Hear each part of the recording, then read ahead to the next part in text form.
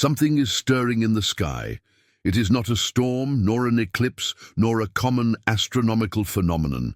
It is something that cannot be explained with human words, a presence that weighs heavily in the air and that the most sensitive hearts already feel without needing to look up. The stars seem more distant, the sun less bright, and a feeling of unease sweeps across the continents.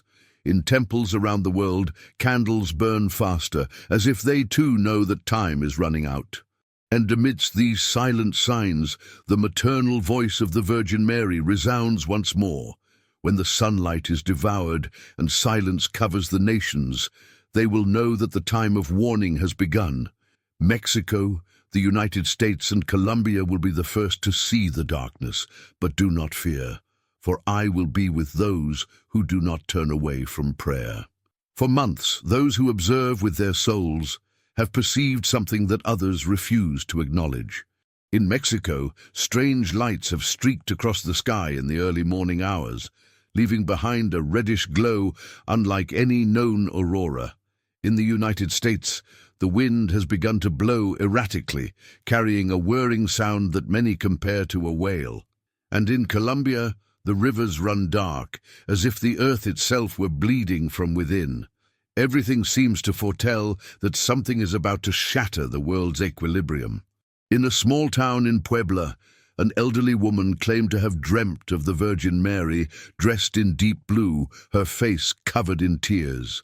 3 days, 3 countries, 3 cries, the lady told her in a voice that trembled between compassion and warning.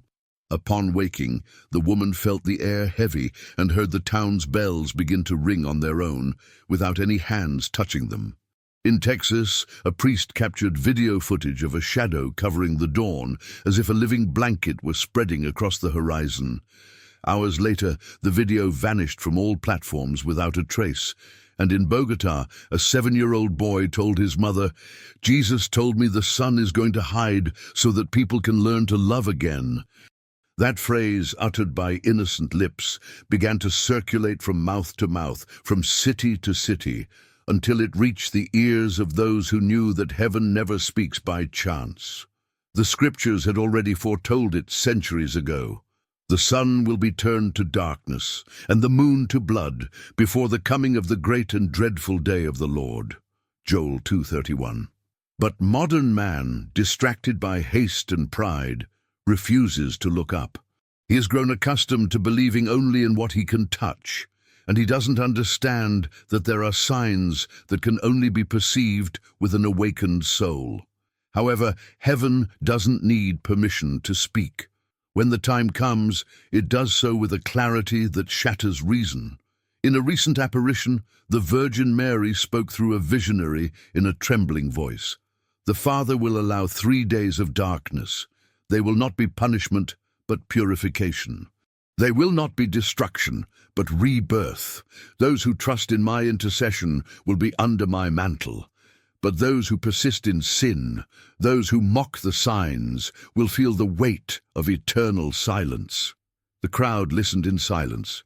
Some wept, others recorded with their phones, not understanding that the message was not meant to be shared on a screen, but in the heart. During those 3 days, the Virgin said, nothing will work. There will be no electricity, no communication, no human comfort.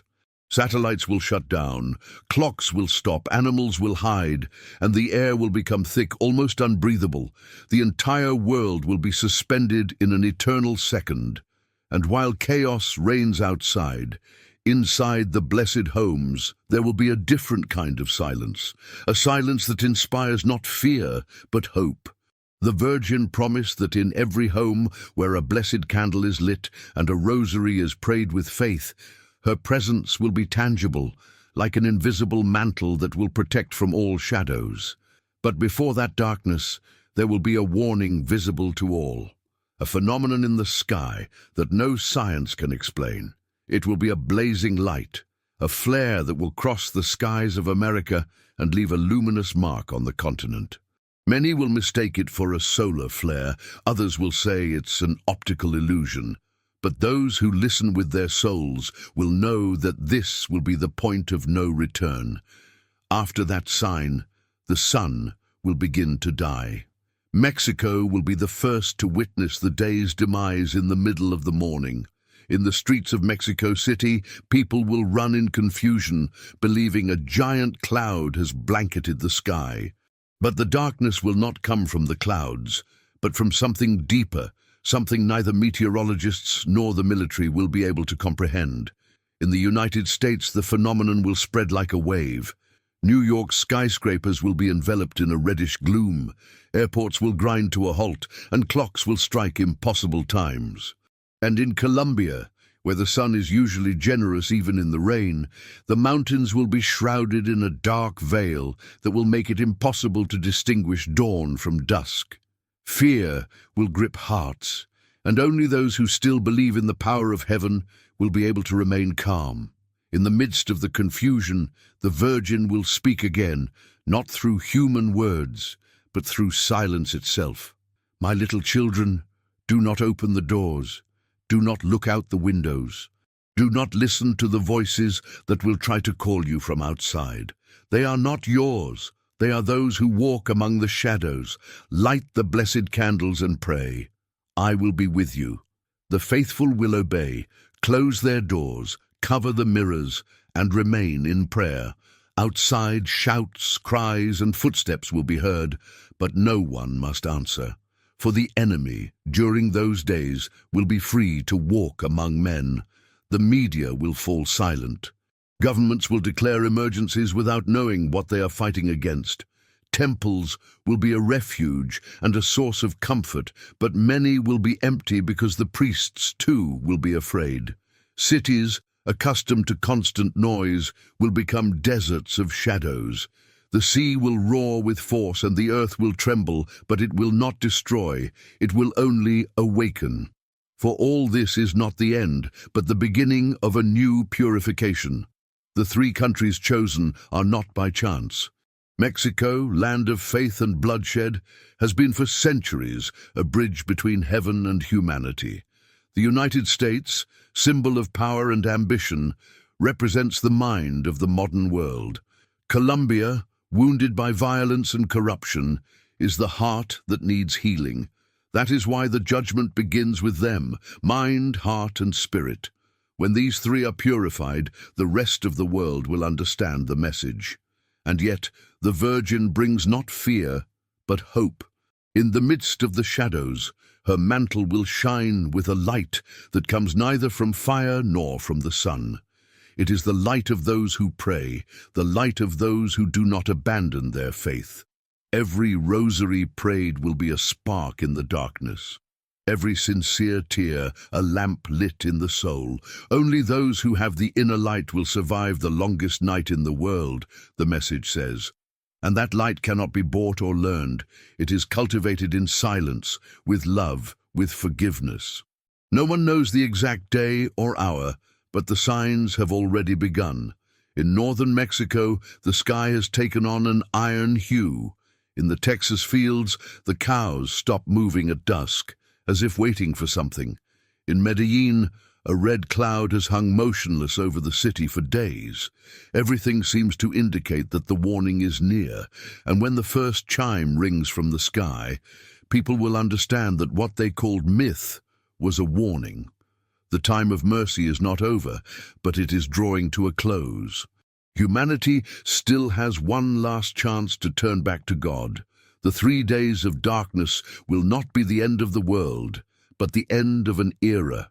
After them, the dawn will be different, and those who survive will understand that the true light was never the light of the sun, but the light of the Spirit. And so ends the first warning, not with fear, but with hope.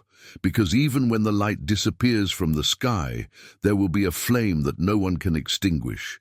That flame is in the hearts of those who still believe. The Virgin said that before darkness covers everything, one last visible sign will appear in the sky. A sign so powerful that it will bring the unbelievers to their knees and confirm the faith of the righteous. And when that sign appears, the great silence will begin. That sign has already begun to show itself. The second day after the warning, the skies began to change. It wasn't a sudden change, but a slow and silent descent, almost imperceptible to those still distracted by routine. The clouds grew dense, the air heavier, and a dim light covered the horizon. It was as if the whole world were holding its breath before an event impossible to stop. Everywhere, those who heard the words of the Virgin Mary knew that the time had come. In Mexico, churches began to fill with people who hadn't prayed in years. In the United States, some priests lit blessed candles and asked their parishioners not to stop praying the rosary. And in Colombia, the bells rang without anyone touching them, announcing that the hour was approaching. All of humanity seemed torn between disbelief and fear. Some gazed at the sky, searching for signs. Others locked themselves in their homes, convinced it was all superstition. But the signs soon multiplied. In the Sonoran Desert, a group of travelers saw a luminous cross that remained suspended for hours, visible even in broad daylight. In Texas, airplanes stopped flying due to an inexplicable anomaly in their navigation instruments. In Bogotá, a brief tremor caused statues of saints to fall, but none broke. They simply turned, all facing west, toward where the sun was to set. It was as if heaven itself were indicating a direction. There, darkness would begin. And then, in a small hermitage in northern Mexico, a seer received the final warning. Her body trembled, her voice broke, but her gaze remained fixed, as if she were beholding something others could not see. "The sun has already been touched," she said in a whisper. "The moon has wept, and the earth is about to be shrouded in silence. This is the last chance. Let each soul choose its light now, for soon there will be no more light outside." The words spread like wildfire, crossing borders, repeated from mouth to mouth, translated into every language. But just as in ancient times many mocked, others remained silent, and only a few understood that this message was not a metaphor. It was a command from heaven. The Virgin had announced that the warning would come first, in the form of light and sound. And so it was.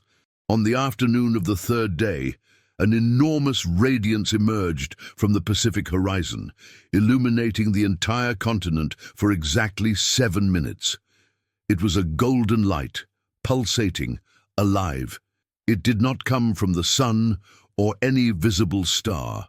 It was something deeper, something that seemed to rise from the very heart of the earth.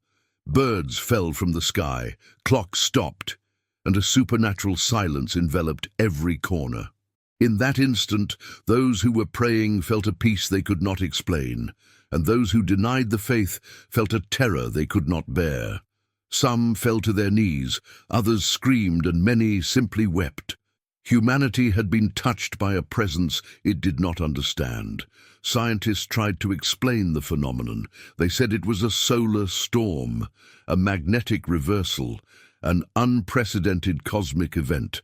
But no theory could quell the feeling that something spiritual was behind it. Because alongside the light, a voice was heard, not a human or celestial voice like in mystical tales. It was an echo within the soul, a soft but unmistakable vibration. "Return, return to me before night falls." Each person heard it in their own language, with the same tenderness and the same urgency. And at that moment many understood that it was not just any warning, it was the final call before the veil. In the streets people began to run, not knowing where to go. Some sought refuge in churches, others in the mountains, others simply stared at the sky, waiting for something else to happen.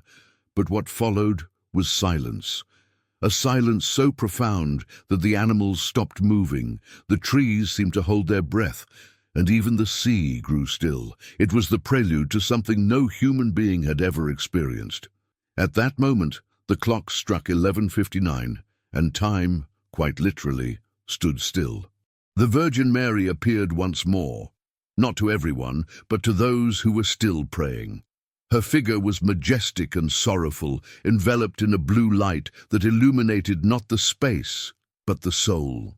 "My little ones," she said, "what has been foretold for centuries is about to be fulfilled. 3 days of darkness will cover the earth. Do not fear if you are with me. Do not fear if you pray. But do not look outside, for the darkness is not human. It is spirits released for the purification of the world. Those words were etched into the memory of the faithful like a burning spark. Some began distributing blessed rosaries, others lit candles, and still others simply fell to their knees, knowing there was no turning back. In Mexico, the first shadow descended on the mountains of Guerrero. The sky turned metallic grey, and the air smelled of iron and ash. In the United States, a thick, dark rain began to fall on northern cities, coating cars and streets with a sticky substance that was neither water nor mud. In Colombia, the sun disappeared at midday, and a reddish twilight covered the fields and rivers. No one knew what to do.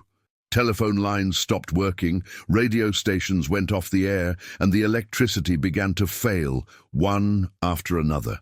It was as if life itself were being unplugged. Then the whispers began. In some homes, families who had lit their candles heard voices calling their names from outside, voices identical to those of their loved ones. But the faithful remembered the warning, "Do not open the door, do not answer."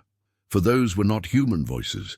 They were perfect imitations, traps of the shadows, and those who fell into them, those who opened out of curiosity or fear, were never seen again. Their homes remained empty, the candles extinguished, the air icy. The darkness had claimed its first victim. The hours passed without anyone knowing how much time had gone by. The moon, when it peeked through the dark clouds, seemed to bleed. The animals hid, and the plants withered in a matter of minutes. But inside the houses where prayer never ceased, something different was happening. Distant, soft singing could be heard, as if invisible choirs were accompanying the souls who endured. Some said they saw a golden light moving between the rooms. Others felt a warm hand on their shoulder. It was the Virgin, fulfilling her promise. "I will be in every house where I am invoked with faith." In Texas, a man who didn't believe in anything instinctively lit a candle his grandmother had blessed in a procession many years before. That small flame remained lit for 3 days, while everything around it was consumed. In Bogota, a family prayed tirelessly, and at dawn on the 3rd day they clearly heard a voice telling them, "Go out and see the new." In Mexico City, a blind woman saw a light for the first time in the darkness and recognized in it the face of Mary. Miracles multiplied while the world outside remained shrouded in night, but while the faithful resisted, the forces of evil gathered outside. Footsteps, blows, and wails seemed to emanate from the very walls. The enemy knew his time was short, and so he roared with desperation. The Virgin had said that during those days demons would roam freely across the earth seeking weak souls, and so every prayer was a shield, every Hail Mary a sword of light. Many understood then that the battle was not physical but spiritual, and that those who survived would not be the strongest but the humblest. The first day of darkness ended without dawn. The candles continued to burn, the families continued to pray, and the outside world had ceased to exist. No one knew if the sun would return, but in the hearts of the believers, something had changed. There was no more fear, only a profound peace, an inexplicable certainty. They knew that the Virgin had not abandoned them, and that even if the whole world were plunged into shadow, the promise of heaven remained alive. That faith would be the spark that would sustain the light until the end. The darkness hadn't ended, it was only just beginning. But even in the absolute silence, a new voice was preparing to speak from the depths of the human soul. A voice that would reveal why all this had to happen. Because the purification wasn't just of the visible world, but of the very heart of humanity. And that truth would be revealed the following night. The hours began to grow heavier, as if the air itself thickened with the weight of an ancient omen. In the mountains of southern Mexico, the farmers recounted how the sun seemed to hide before its time, how the birds, confused, suddenly fell silent, and how the dogs howled incessantly, staring at the horizon. No one understood why twilight had come so early. No one, except those who remembered the ancient words of the Virgin. When you see the daylight begin to die for no reason, you will know that the time of the great purification has begun. It was November 3rd when the first signs became undeniable. News programs interrupted their regular schedules, showing images of a sky covered by a strange shadow, an opaque glow that didn't come from the clouds, but from something higher, deeper. Scientists spoke of a possible solar storm, but the people knew that wasn't a sufficient explanation. It was something spiritual, something the soul felt before the mind could comprehend it. In Mexico City, thousands of people began to gather in churches. Some wept, others prayed, and many simply stared at the sky, speechless. At 5:23 p.m., an absolute silence enveloped the city. There was no wind, no bird song, no engine noise. Only a supernatural silence, so profound it seemed as if the very heartbeat of the world could be heard. It was then that the first sign appeared, a line of fire that crossed the sky from east to west, as if the firmament had been slashed by a sword of light. At that moment, an elderly woman named Rosalia, who lived near Tepoztlan, fell to her knees before her small altar and began to weep. She had received a message weeks earlier during a Marian vigil. The voice, sweet yet firm, had told her, "When the sun sets before nightfall, do not fear, I will be with you. But tell my children to close their doors, light a blessed candle, and not look outside, for the angels will be fighting the darkness that is not of this world." And so it was. At 6 sharp, the sun set completely. Darkness descended with an unnatural density. Visibility was 0. Some tried to light lamps or lanterns, but none worked. Only the blessed candles, those prepared with faith and prayer, remained lit. Their light was dim, yet vibrant, as if the divine presence itself protected them from the shadows moving outside the houses. The cries began to be heard in the distance. People who had been left homeless were pleading for help. Others were desperately knocking on doors, begging to be let in. But the messages were clear. No one should open the door. The priests repeated the prophetic words, "For 3 days darkness will cover the earth. In those days hell will be unleashed, and evil spirits will roam, seeking those who did not take refuge in prayer." Rosalia, locked inside her house with her granddaughter, held a rosary in her trembling hands. Each Hail Mary was a thread of hope that kept despair at bay. In the silence of the night, there were knocks on the walls, whispers that mimicked familiar voices, attempts by the enemy to break the faith of the weak. "Grandma, it's Dad," a voice said from outside. But Rosalia knew her son was far away. She didn't open the door. She only answered in a low voice, "Hail Mary, full of grace." And as she did, a sharp shriek tore through the air, and the house shook. At dawn on the second day, though it wasn't truly daybreak yet, the smell of sulfur began to fill the air. Some reported seeing dark figures moving through the streets like human-shaped shadows. Others claimed that the walls wept salt water, as if the earth itself were lamenting what was happening. In many homes, the faithful sang hymns to keep from being consumed by fear. The prayers mingled with sobs, creating a kind of mournful, luminous chorus amidst the desolation. Meanwhile, at the Basilica of Guadalupe, a group of priests kept a perpetual flame burning before the image of the Virgin. No one could explain it, but the light emanating from the image was stronger than that of any candle. It was a light that illuminated not only the place, but also the soul. And those who gazed upon it felt an inexplicable peace, as if Mary herself were embracing them in the midst of their spiritual storm.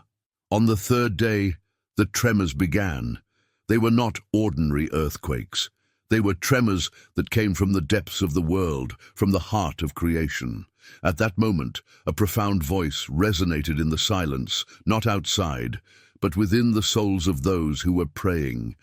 All will be purified. But do not fear, for after the darkness, a new light will dawn upon the righteous.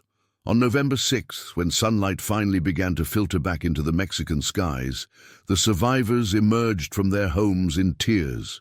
The city was transformed. The air smelled different, as if the world had been cleansed by divine mercy. Many had vanished, but those who remained knew they had witnessed the beginning of the great warning. And amidst the ruins, before the intact image of the Virgin, a woman's voice was heard, soft and full of heavenly tenderness. "My children, this was only the beginning. Colombia and the United States will also know purification. But in every shadow there will be a light, in every tear a promise. Do not fear, I am still here." While Mexico was still trying to understand what had happened during those 3 impossible days, the whole world watched in disbelief. Governments called for calm.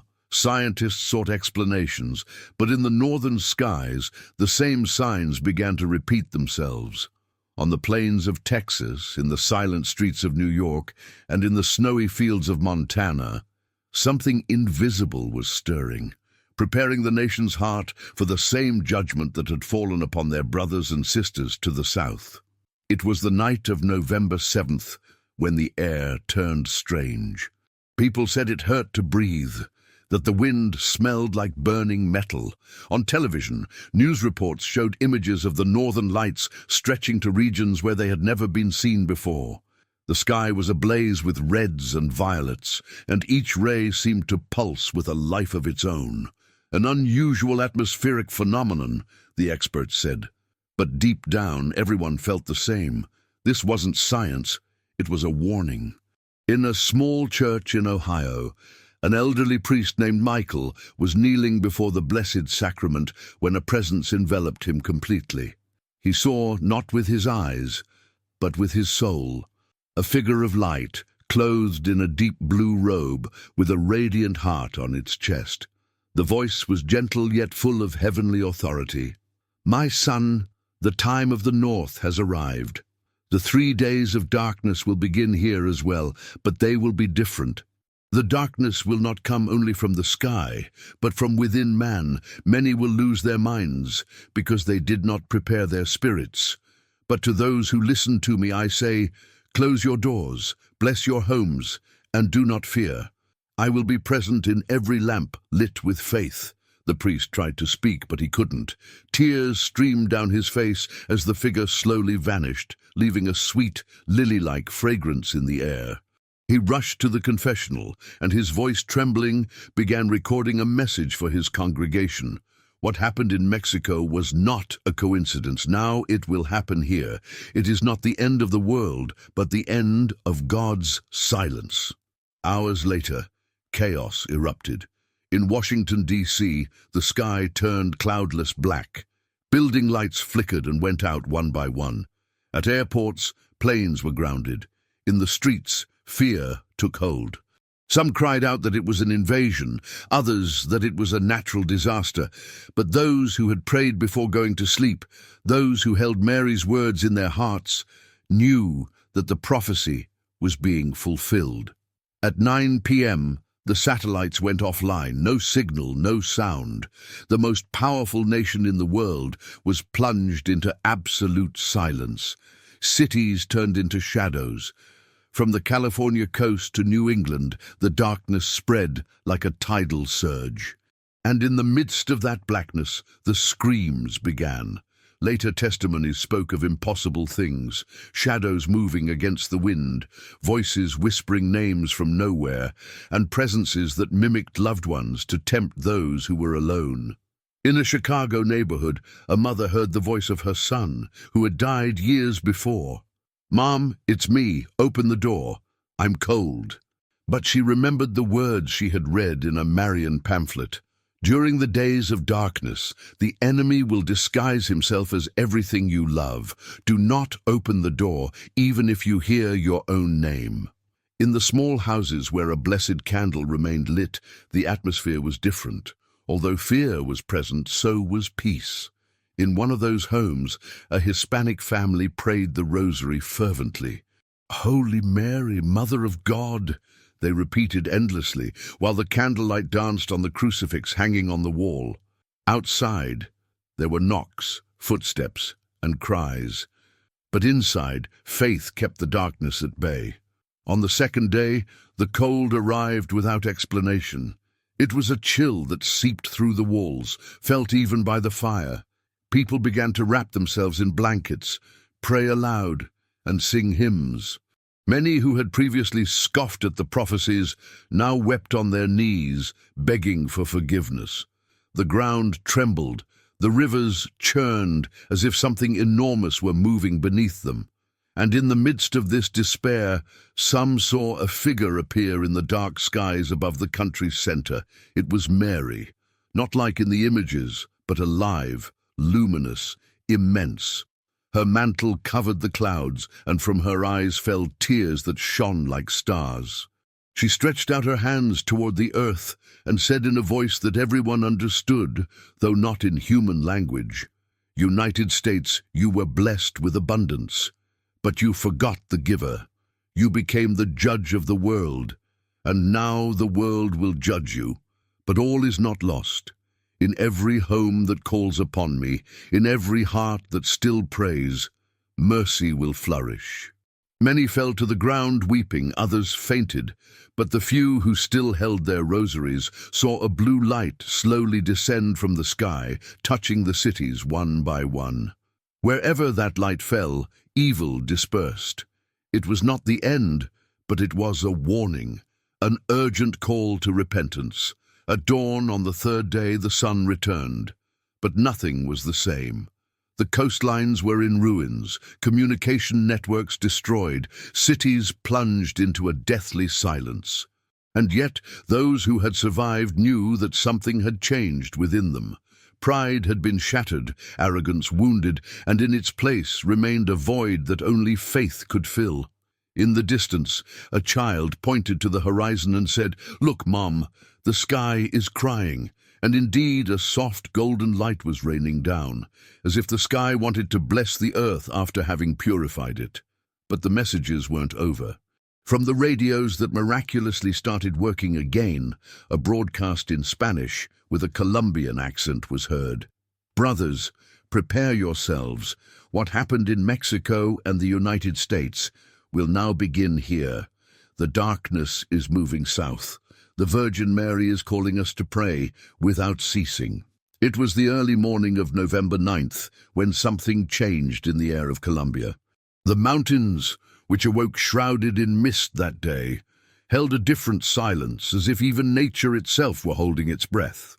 In the towns of Antioquia, on the Caribbean coast, and in the bustling streets of Bogotá, the same feeling stirred in their hearts. Now, it's our turn. People remembered what had happened in Mexico and the United States, but many thought it couldn't be repeated. "That's something that happens over there," some said. However, the humblest, those who still kept their faith alive in their hearts, were already preparing their blessed candles, their rosaries, and sealing their homes with the sign of the cross on their doors. At 3 a.m, the sky began to tremble with strange lights. They weren't lightning, they were flashes of gold and purple, crisscrossing in all directions as if something invisible were battling in the heavens. In Medellin, the bells of a church began to ring on their own, one after the other, without anyone touching them. And at that moment, the animals in the fields became restless. Cows mooed, dogs barked, staring at the sky, and birds flew in disoriented circles. Darkness arrived without warning. In a matter of seconds, everything went black. It wasn't a normal night. It was a living darkness, so dense that people couldn't see their own hands. Electrical appliances stopped working.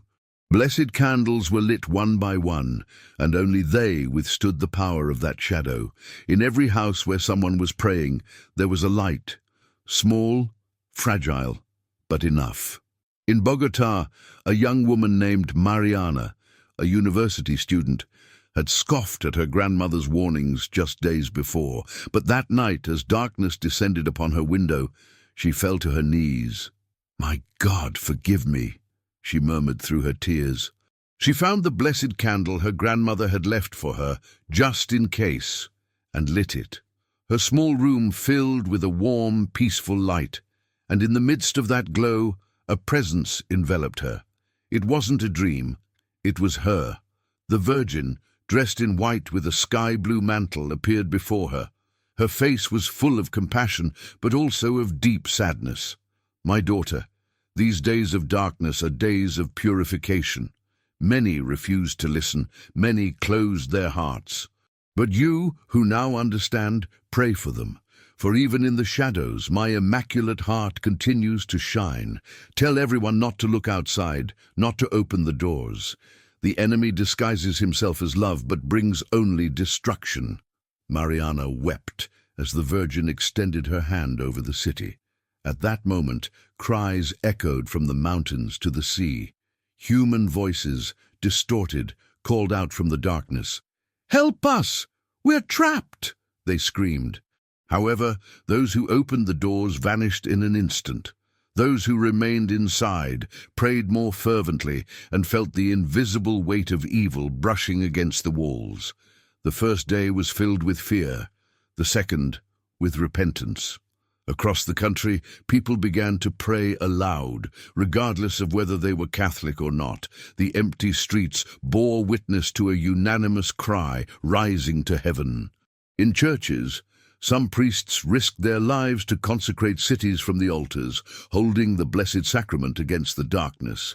In Cali, one of them raised the golden monstrance and cried out, "Christ reigns even in the darkness."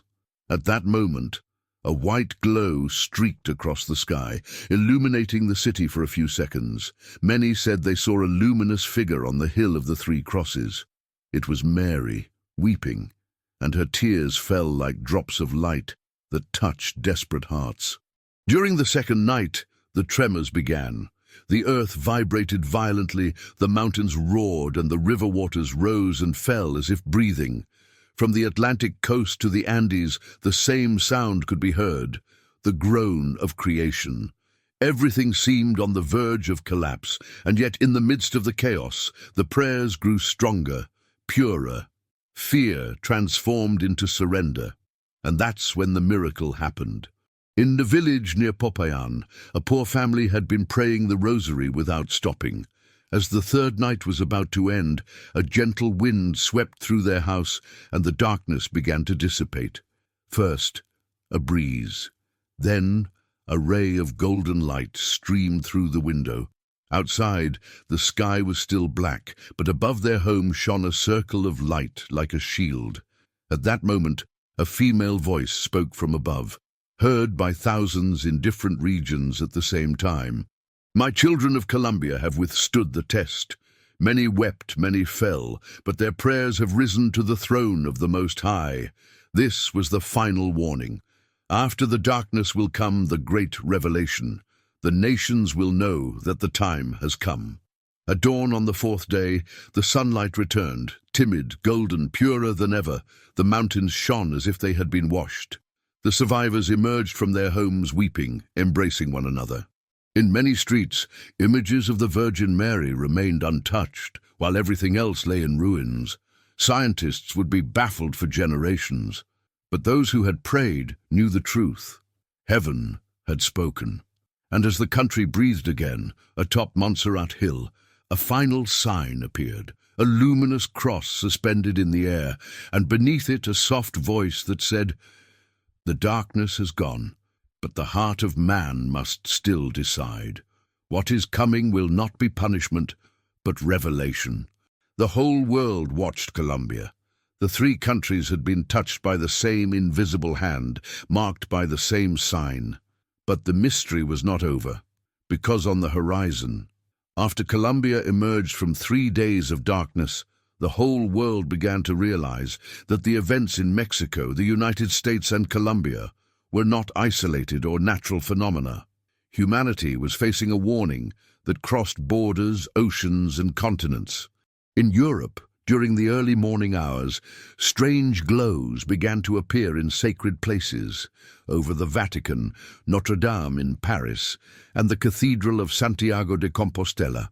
It was as if the heavens wanted every nation to hear a unified message, an urgent call from the Mother of Heaven to all her children. In Rome, the Pope was awakened by an inexplicable feeling. He rushed to St. Peter's Basilica, and there, before the altar, he felt the presence of Mary. He did not see her physically, but his spirit perceived her clearly.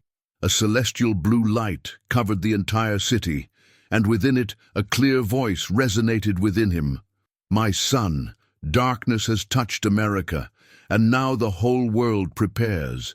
Whoever does not heed my call will fall into deception. Prepare the nations with prayer, for soon the great night of silence will envelop the earth." Simultaneously, in Madrid, London, and Berlin, citizens reported seeing spheres of light floating above buildings and squares. Those who witnessed them felt an inexplicable peace and at the same time an urgent call. Do not look outside during the night of purification. Protect your homes with prayer and faith. Meanwhile, the world's governments tried to maintain calm. Communication networks were inexplicably disrupted, satellites malfunctioned, and airplanes were diverted by phenomena that defied all scientific logic. No one could deny reality. Something higher was intervening directly on Earth. The Mother had begun her work of global purification. The great night of silence was approaching. Mary had warned that it would not only be physical, but spiritual as well. During that night, the evil that slumbered in human hearts would be unleashed, seeking to ensnare the weak and unwary. In churches, homes, and makeshift shelters, the faithful prepared their blessed candles, rosaries, and prayers. Every home became a bastion of light amidst the darkness that was about to descend. In Rome, the crowd in front of the Vatican experienced an extraordinary phenomenon. The bells began to ring without human intervention, and a gentle breeze, heavy with heavenly fragrance, swept through the square. People fell to their knees, some weeping, others in absolute silence, listening to the inner voice that repeated over and over, "Pray, protect your soul, don't look outside, don't lose faith." In the Americas, those who had survived the darkness in Mexico, the United States, and Colombia began sending messages through religious communities, amateur radio operators, and miraculously active radio stations. They recounted their experiences, warned about the deceptions that would appear on the great night, and explained that only prayer could offer protection. Faith became the universal language that united millions of people in the face of the same threat. In Japan and Australia, curiously, similar phenomena were reported. Lights in the sky that seemed like warning signals, the sensation of the earth trembling slightly, and inner voices calling for prayer. The entire world was being touched by the same heavenly hand. Every continent was beginning to understand that Mary's warning was neither local nor partial. It was global. During the first hour of the great night, darkness enveloped the cities like a shroud. No one could see more than a few meters ahead, and clocks stopped at the same instant around the globe. But those who had heeded the warning kept their blessed candles burning and recited the rosary without ceasing. Where prayer was heard, the shadow could not penetrate. Where doubt prevailed, fear gripped hearts. The enemy began his work of deception. Voices of loved ones who weren't there whispered from the darkness, trying to lure the unwary from their homes. Shadows moved, banging on doors, windows, and walls, trying to break the faith of the brave. But in every home protected by prayer, the candlelight seemed to multiply, forming an invisible shield that repelled the darkness. In Latin America, thousands of communities began to gather in silence, keeping their candles lit in plazas, churches, and homes. Every Hail Mary, every prayer, every sacrifice of fear and time became a ray of light against the darkness that covered the earth. The Mother of Heaven had said, "In prayer the light will prevail. In faith no one will perish." As night fell, supernatural phenomena appeared across the globe. The earth trembled slightly, rivers stirred, seas roared, and an invisible wind swept through cities, carrying with it the fragrance of lilies and Madonna lilies. The most spiritually sensitive felt the Virgin Mary walking among them, comforting the fearful, protecting the innocent, and illuminating the hearts of those who took refuge in faith. When the great night of silence reached its darkest point, a sign appeared in the sky, an enormous cross of light piercing through black clouds as if held by angels themselves. Millions saw it in different parts of the world, even though separated by thousands of miles. It was a reminder that however intense the darkness, the light would always remain. And alongside that light, Mary's voice resonated clear in their hearts. Do not be afraid. Those who pray will be protected. Those who trust in me will see the new dawn. At dawn, when the great night finally ended, the world awoke changed. The cities were physically intact, but millions of people had been transformed spiritually. The experience of darkness had marked a turning point. Those who survived through faith now understood that the true battle had always been for the heart of humankind. The Mother had sent a universal, visible, and tangible message so that humanity would never forget that faith and prayer are the light in the midst of darkness. Across the globe, survivors wept, embraced, and gave thanks. Bells rang once more, rivers and seas returned to their calm, and the sun illuminated the earth with a purer brilliance than ever before.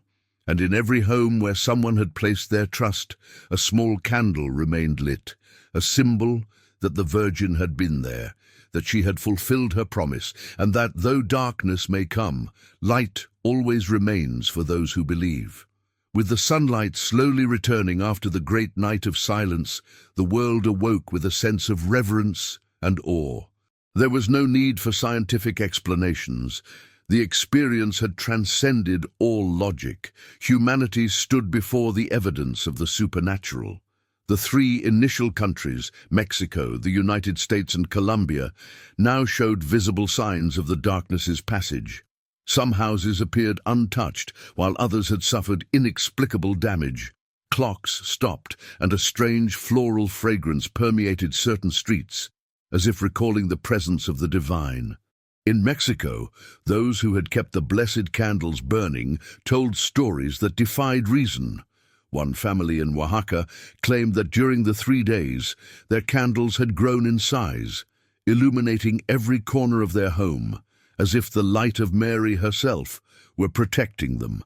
In Mexico City, amidst the devastation of fear and silence, some citizens claimed to have heard the Virgin's voice calling them by name, guiding them toward prayer and salvation. In the United States, the experience was equally intense. In New York, the Empire State Building and other landmarks remained undisturbed despite the absolute darkness that surrounded them. Millions of people who had heeded the celestial warning reported feeling warmth and protection despite the endless night. Scientists attempted to explain the absence of light and the shutdown of electrical devices, but their theories fell short. The evidence pointed to something much deeper, the spiritual. In Colombia, the testimonies were no less extraordinary. From Bogotá to Medellín, citizens described how nature itself seemed to respond to prayer. The rivers, which had roared during the darkness, returned to their banks as if thanking the faith of humankind. The birds that had remained silent began to sing, and domestic animals showed tranquility as if the shadow that had troubled them had dissipated in Mary's presence. Humanity was transformed. Those who had prayed and trusted experienced a profound inner change. They felt an urgent call to conversion, to abandon vanity, arrogance, and spiritual indifference. Churches were filled with the faithful as never before, but it wasn't only Catholic churches that received the devotees.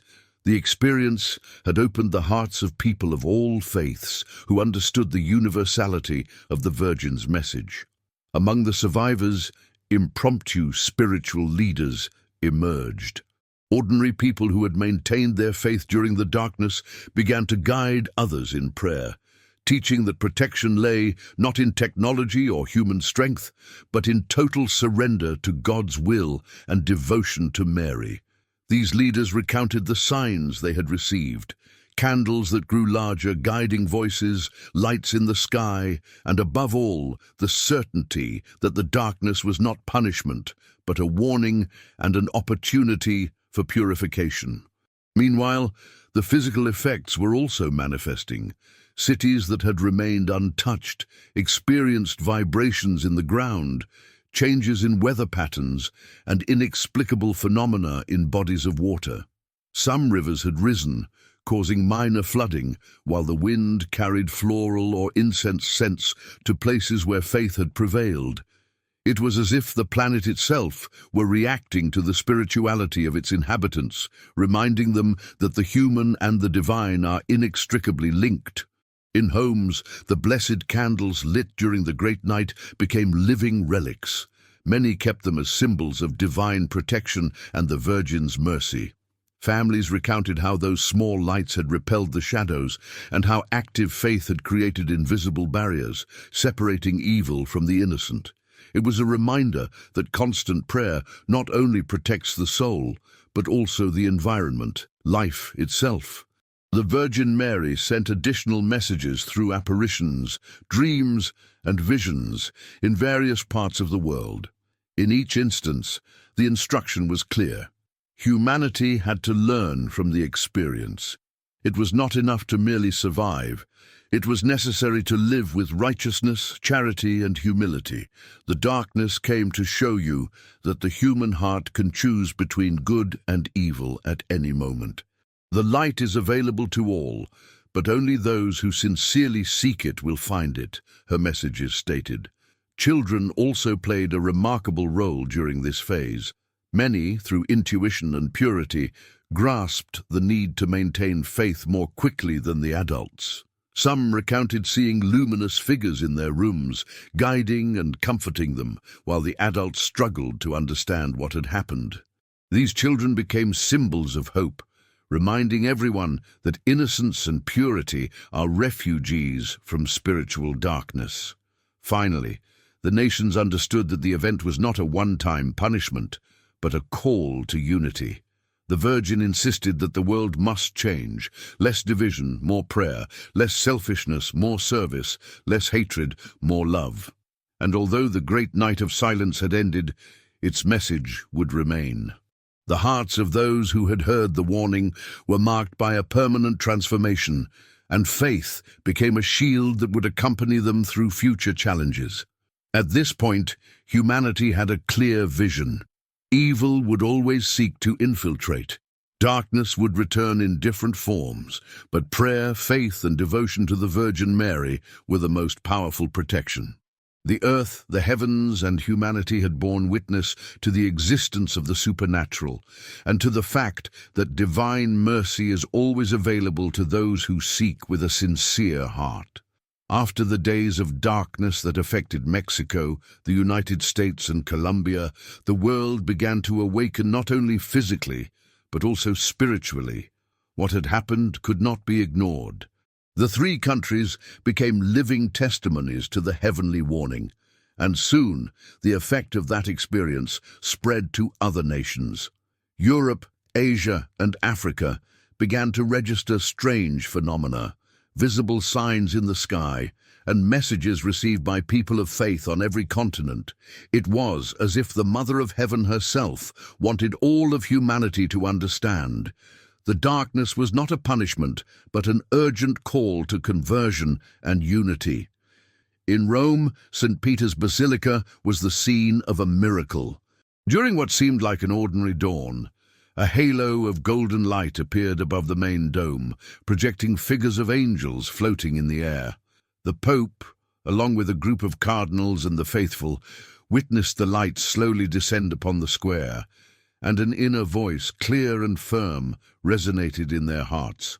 "My children, the signs are multiplying. The world must return to me. Darkness touches hardened hearts, but light is revealed to those who seek the truth." In Paris, above Notre Dame Cathedral, worshippers saw flashes of color intertwining in the sky like ribbons of fire and ice. Some claimed that figures of saints appeared and pointed to specific locations, as if indicating places where prayer should be intensified. In London, clocks stopped at midnight, but in the silence, thousands of citizens felt a stirring in their spirit, a call to unity and spiritual vigilance. Meanwhile, in the Americas, survivors of the darkness shared their experiences through media outlets that miraculously functioned. Stories of candles growing, voices guiding, and shadows that faith could not penetrate began to reach the entire planet. These accounts became warnings for nations that had not yet experienced the great night. The Virgin Mary was manifesting herself indirectly, showing that every act of faith and every burning prayer has a tangible effect on the world. In Asia, similar phenomena began to unsettle the population. Lights appeared above temples in Japan and sacred mountains in China, moving in complex patterns impossible to explain through human science. Some believers claimed these lights were coded messages, signs indicating the need to prepare and keep their faith alive. In India, millions joined in collective prayer, regardless of religion, aware that the world was being touched by a single celestial call. Humanity was beginning to perceive a pattern. The manifestations were not only warning of physical darkness, but also of the need for inner purification. Religious leaders understood that the event was a warning for all humanity. The Virgin Mary, in all her apparitions and messages, emphasized the importance of constant prayer, reconciliation, and forgiveness. It was a call to leave behind hatred, greed, and indifference, and to replace them with faith, love, and mercy. Natural phenomena also accompanied the celestial signs. Minor earthquakes, sudden changes in weather, winds carrying the fragrance of flowers and aromas that evoked peace, indicated that the planet itself responded to human spirituality. Those who prayed felt protected, those who doubted experienced fear. The connection between the spiritual and the physical became evident to all. Light and darkness coexisted according to human will and faith. As the days passed, new signs began to appear. Crosses of light floating over cities, angelic figures perceived by thousands in different countries, and the sound of inexplicable bells that seemed to belong to no physical location. Each phenomenon was globally synchronized, demonstrating that the celestial warning knew no borders. It was a worldwide awakening. In the midst of this awakening, prayer groups emerged, communicating across continents and creating an invisible network of spiritual light. People from different cultures and religions prayed together, united by a common purpose: to keep their faith alive during times of trial.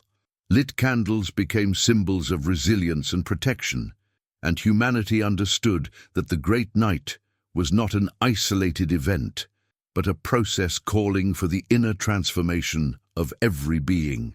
The Virgin Mary continued to guide humanity through messages, visions, and signs in the sky, reminding us that spiritual preparation is the only way to face times of trial. Each sign reinforced the certainty that darkness can only be overcome with faith, prayer, and love. And as humanity began to unite in global prayer, the world experienced a profound change, a collective spiritual awakening that no leader or science could explain. As the week drew to a close, the feeling of unity and protection intensified. The planet, though marked by the phenomena of the Great Night, seemed to respond with tranquility and harmony wherever faith remained. Humanity was beginning to understand that, although darkness will always try to return, the light guided by Mary will always prevail for those who remain in prayer and devotion. Following the Great Night of Silence and the phenomena that spread across the globe, the world began to grapple with the profound consequences of what had been experienced. In Mexico, the United States, and Colombia, people shared stories that defied explanation. Houses miraculously protected, candles that remained lit for days, and the constant feeling of Mary's presence in their homes. Those who had maintained active prayer during the 3 days of darkness and throughout the great night of silence, experienced a profound peace, as if the heart of the Virgin Mary constantly enveloped them, offering comfort and guidance. In the cities, authorities began to notice unusual changes in people's behavior. Neighbors who had previously lived apart and indifferently began to help one another, forming communities of solidarity and mutual protection. Religious leaders recounted how temples filled with worshippers praying tirelessly, and how collective prayer seemed to generate a tangible energy that kept any shadow of evil at bay. It was as if the planet itself responded to human faith, showing that divine protection is activated when hearts unite in sincere devotion. Natural phenomena continued to demonstrate their power and their connection to spirituality. In California and Texas, winds seemed to sweep away the lingering darkness, while in the mountains of Colombia, glaciers and rivers reflected a golden glow in the morning, as if the world was celebrating the victory of light over shadow. In Mexico, the sky displayed unusual auroras, visible even at low latitudes, as if the earth itself wished to send a message to humanity: faith and prayer have been heard. Meanwhile, the Virgin Mary continued to communicate with men and women through visions, dreams, and brief apparitions. Her messages were always clear. The darkness will pass, but the human heart must remain vigilant. Prayer and charity will be your shields. Do not forget what you have seen and experienced, for the times of trial are not yet over. Those who received these messages quickly shared them, and soon prayer networks emerged that crossed borders, uniting entire continents in a single cry of faith. In Europe, Asia, and Africa, similar phenomena continued to generate a spiritual awakening. In France and Germany, churches and cathedrals reported lights appearing inexplicably, while worshippers claimed to feel the presence of Mary beside them during the night. In Japan, Buddhist temples recorded experiences of peace and spiritual guidance, and believers, though from different faiths, felt that the same divine force was protecting them and calling them to unity and repentance. The spread of the global faith was not only spiritual, but also tangible. In every country, groups of volunteers emerged who, inspired by the experience of darkness, began to help those most in need, distributing food, medicine, and shelter to those forgotten by society. Testimonies of people saved and guided by prayer multiplied, reinforcing the certainty that divine intervention had been real and effective. However, the Virgin Mary warned that protection should not be considered eternal without constant faith. Her messages reminded us that darkness would return in other forms, not necessarily physical, but spiritual. Temptations, disobedience, selfishness, and hatred. Humanity must remain alert, vigilant, strengthened by daily prayer and love of neighbor. Every act of kindness, every rosary recited, every sacrifice made out of love became another light, strengthening the world against any future darkness. In Latin America, the experience left visible scars on the land and in the collective memory. Blessed candles became symbols of the victory of light, and many makeshift prayer sites were transformed into shrines recognized by the faithful. Families recounted how faith had saved their loved ones, and how, even after the darkness, they felt the Virgin's presence in every difficult moment. As the days passed, the phenomena continued to remind humanity that divine protection depends neither on science nor human strength. The whole world was beginning to recognize that prayer and active devotion were the true source of light. The Virgin had taught that faith, even in the deepest darkness, is the bridge that connects people to salvation. Ultimately, the aftermath of the great night of silence left a clear universal message. The planet, though shrouded in darkness, had been preserved thanks to faith and collective prayer. Humanity understood that the true battle always takes place in the heart of each person, and that victory over the shadows is achieved not through force or technology, but through humility, love, and devotion. The entire world had received a warning, a tangible and global admonition. Light can always overcome darkness if humanity chooses to remain in prayer and sincere surrender. Survivors from Mexico, the United States, Colombia, and the other countries that witnessed the phenomena became messengers of faith, carrying the experience to every corner of the planet, reminding everyone that divine protection is always available to those who trust and act with love. With the world still recovering from the great night of silence, humanity began to perceive that what they had experienced was not an isolated event, but the prelude to something greater, the great revelation that would mark the history of humankind. Mexico, the United States, and Colombia continued to be living examples of divine protection for those who maintained their faith. But now the signs began to multiply globally, warning that the hour of the final test was near. In Mexico, the sky displayed strange lights each dawn, as if the sun were painted with golden and purple flashes, unlike anything humans had ever seen. The most spiritually sensitive people affirmed that Mary was present, watching over and guiding the hearts of those who sought constant prayer. Entire families gathered to pray the rosary at dawn and dusk, strengthening the collective faith that protected their cities and homes.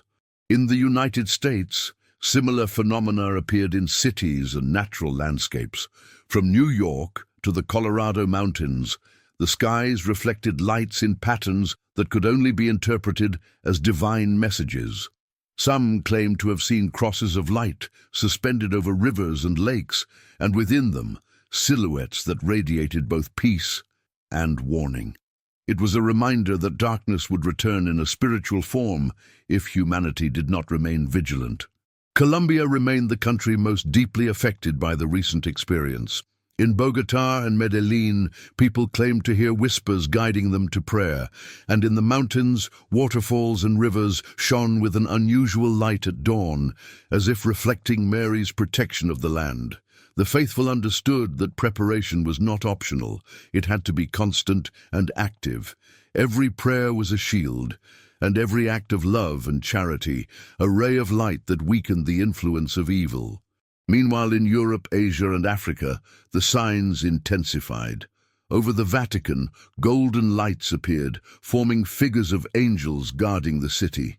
In Japan, ancient temples reflected auroras and radiance that perplexed scientists and believers alike.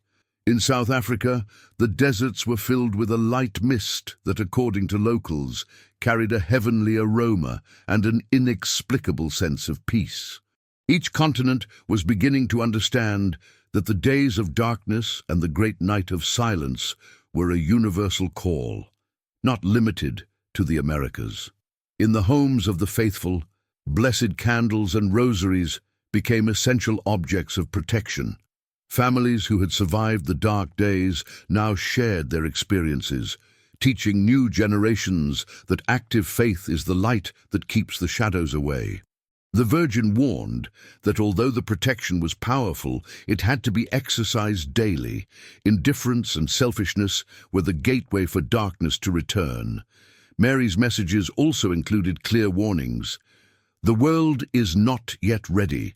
Humanity must unite in prayer and love. Those who close their hearts to their neighbors risk losing the guidance I offer. Do not fear the darkness. Fear losing faith and union with the Most High. These messages began to spread widely, reaching even those who had previously been skeptical. The global experience of the 3 days of darkness and the great night of silence had generated a spiritual awakening that could not be ignored. In every city, phenomena were observed that recalled Mary's presence. Lights appearing above churches and squares, luminous figures walking across fields and mountains, and bells ringing without human intervention, marking a rhythm of collective prayer. Humanity was being prepared for something greater, a revelation that would show the true nature of the spiritual world and the importance of unwavering faith. Children, once again, played a central role in transmitting the message. Their purity, made them ideal recipients of the visions and divine signs. Many claimed to see luminous figures guiding them, and their stories spread rapidly, strengthening the faith of adults and the elderly alike. It was a reminder that innocence and sincere devotion are essential to resisting any darkness. Finally, the most recent signs indicated that humanity should be ready for a global prophetic event. The Virgin Mary insisted that spiritual preparation, daily prayer, and active charity would be the pillars that would sustain humanity in the face of the coming trials. Light and faith had become the universal shield, and the great revelation was near. It would show everyone that true strength lies in connection with the divine and the sincere surrender of the heart.